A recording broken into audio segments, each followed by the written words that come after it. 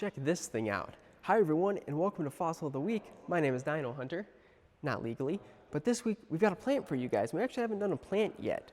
What we've got right here is a giant palm leaf. Plants fossilize sometimes too, but not quite as common as bones do.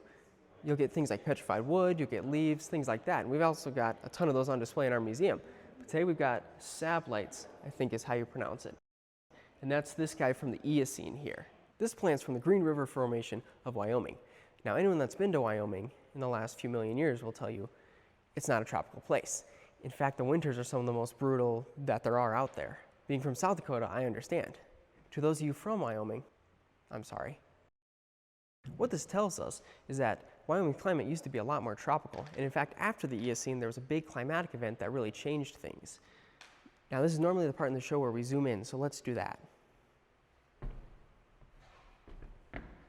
We are zoomed in as much as we need to be to see these details because of just how large this is. What's really great about this is just how well this is preserved. And you can see all the little fronds right here.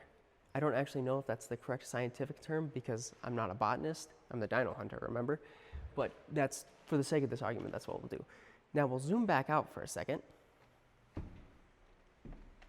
We are zoomed back out. And I want to point out something here. So these are cycads, right? This leaf did not go to a cycad, but they had something kind of similar to them. And they would have these kind of sticking out from it.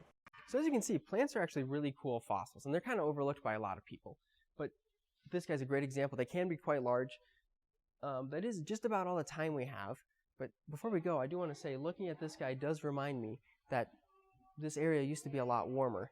And seeing as though the temperature is only going to get colder until the end of the year, I'm going to sit here and reminisce about what could have been if I was born 40 million years earlier.